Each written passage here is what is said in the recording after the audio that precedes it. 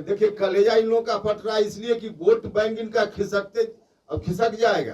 कि जो मुसलमान भाइयों को गुमराह करके वोट बैंक समझते रहे हैं, अब इनका वोट बैंक वहां भी नहीं रहने वाला है, तो कलेजा इनका फटना शुरू हो गया है। अब एक ही बार आप जो कह रहे सब कुछ हो जाए तो कलेजा कहाँ चला जाएगा, तो थोड़ा अभी।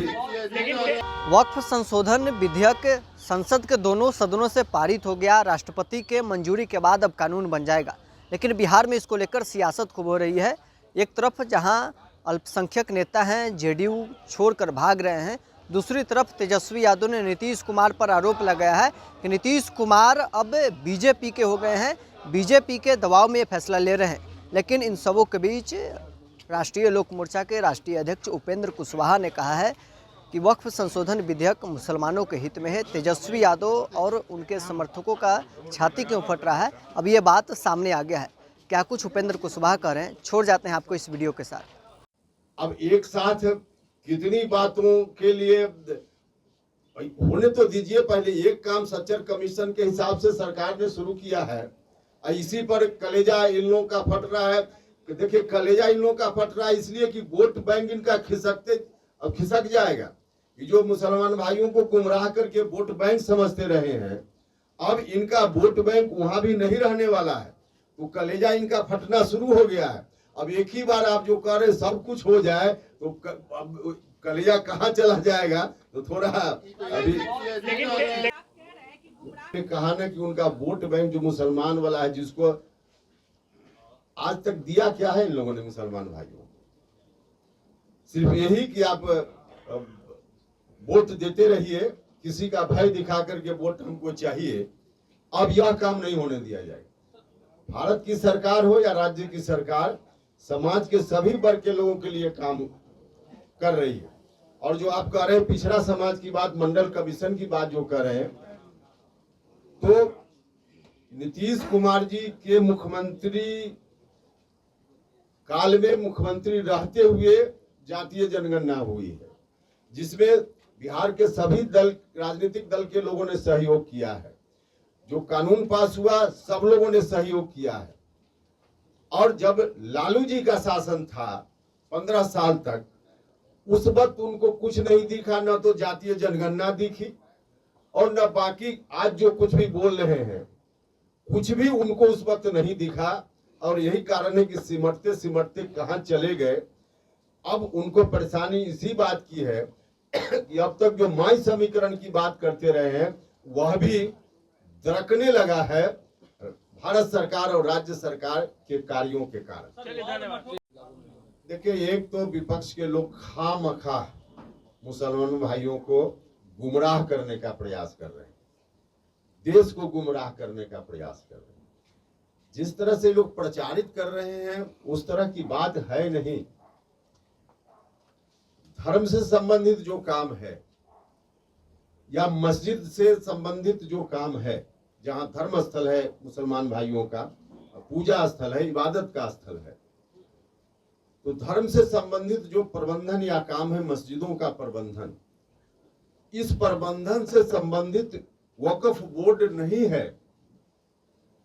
भारत की सरकार ने जो कुछ भी अभी कानून बनाया है, उस कानून के हिसाब से मुसलमान भाइयों के धार्मिक कार्यों का जो प्रबंधन है उसमें कोई दखल अंदाजी नहीं। जो संपत्ति है उस संपत्ति का प्रबंधन कैसे हो, इसके लिए वक्फ बोर्ड है या वक्फ परिषद है। धार्मिक कार्य संपत्ति का प्रबंधन नहीं होता है। तो एक दूसरा कि जो कांग्रेस या विपक्ष के लोग कह रहे हैं सच्चर कमीशन, किसने बनाया था सच्चर कमीशन? सच्चर कमीशन कोई एनडीए के लोगों ने नहीं बनाया था। तब यूपीए की सरकार थी, कांग्रेस के नेतृत्व की सरकार थी, और उसी ने सच्चर कमीशन बनाया था, जिस कमीशन को यह दायित्व दिया गया था कि कमीशन मुसलमान भाइयों की सामाजिक, आर्थिक, शैक्षणिक स्थिति की समीक्षा करे और एक रिपोर्ट दे। सच्चर कमीशन ने क्या कहा? 2006 में रिपोर्ट आई, तब एनडीए की सरकार नहीं थी। न तो सच्चर कमीशन के गठन के समय एनडीए की सरकार थी, और न जब रिपोर्ट आई तब एनडीए की सरकार थी, इन्हीं लोगों की सरकार थी। सच्चर कमीशन ने क्या कहा? सच्चर कमीशन ने बताया कि आजादी के बाद 1947 में देश आजाद हुआ, तब से लेकर 2006 में रिपोर्ट आ रही थी। इतने दिनों के बाद सबसे बदतर स्थिति आर्थिक रूप से, सामाजिक रूप से, शैक्षणिक रूप से मुसलमान भाइयों का सच्चर कमीशन ने कहा। इतनी बदतर स्थिति, इस बदतर स्थिति के लिए कौन लोग जिम्मेवार थे? सरकार उनके हाथ में, केंद्र से लेकर राज्यों में, अधिकांश राज्यों में। तो जिम्मेवारी कौन लोग थे? सच्चर कमीशन ने तो आंख खोलकर रख दिया। और उसी सच्चर कमीशन ने कहा यह जो संपत्ति के प्रबंधन के लिए वक्फ बोर्ड है, वक्फ परिषद है, इसमें बड़े पैमाने पर गड़बड़ी है। उसने कहा कि भ्रष्टाचार इसमें है। उसने कहा कि कुछ लोग जो दान देते हैं धार्मिक कार्यों के लिए, वहां दान दिया जाता है, वहां अनाथालय खोलने के लिए दान दिया जाता है, बच्चों के लिए स्कूल खुले इसके लिए दान दिया जाता है, अस्पताल खुले इसके लिए दान दिया जाता है। जो मुसलमान भाई, जिसमें बड़ी आबादी है गरीब लोगों की, उनके कल्याण के काम में यह दान दिया हुआ धन काम आए। लेकिन जो लोगों ने दान दिया था, वह दान गरीब लोगों के हित में कम उपयोग उसका हो रहा है, उसका उपयोग लोग निजी हित में कर रहे हैं। बड़े पैमाने पर कई लोगों ने अतिक्रमण खुद ही कर रखा है। तो अतिक्रमण कर लिया, भ्रष्टाचार है, उसमें काम करने में बिल्कुल पारदर्शिता नहीं है, यह सच्चर कमीशन ने कहा था। तो क्या सरकार आंख बंद करके इस चीजों को देखते रहे? यही सरकार की भूमिका है, जिसकी भी सरकार रहे। सरकार आंख बंद करके देखते रहती कि भ्रष्टाचार हो रहा है तो होने दीजिए। गरीब लोग, जो मुसलमान भाई दान जिन्होंने किया है, उनकी गाढ़ी कमाई का पैसा या उनकी जमीन गरीबों के हित में उपयोग नहीं, कुछ बड़े लोग बैठ करके, भले उसी समाज के, उसी धर्म के मानने वाले लोग हैं, लेकिन वैसे लोग सिर्फ अपने हित में उस तरह की जमीन का उपयोग कर रहे हैं, दुरुपयोग कर रहे हैं। तो सरकार आंख बंद करके देखते रहती क्या? सरकार ने जो कुछ भी किया है, मुसलमान भाइयों की जो बड़ी आबादी है, जो पसमानदा समाज के लोग हैं, अभी जो बना कानून उसमें पसमानदा समाज के लोग भी अब वक्फ बोर्ड में बन पाएंगे, उनके लिए स्थान सुरक्षित किया गया है, महिलाओं के लिए स्थान सुरक्षित किया गया है। और भी मुसलमान भाइयों के अंदर भी जो सामाजिक रूप से थोड़ा पीछे है, उनका अलग है, उनके बीच का भी प्रतिनिधि अब होगा। पहले इन लोगों ने कोई प्रतिनिधि इन लोगों को नहीं दिया था।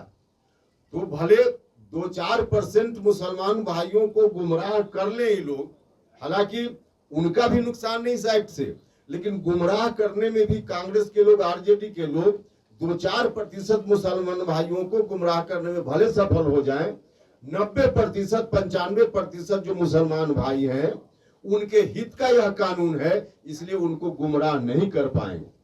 तो सिर्फ वोट के लिए, वोट बैंक के लिए आरजेडी के लोग इस तरह की बात कर रहे हैं। मुसलमानों के हित से उनको कोई लेना देना नहीं। धर्मनिरपेक्ष कौन है, उसका सर्टिफिकेट देने के ठेकेदार नहीं है ये लोग।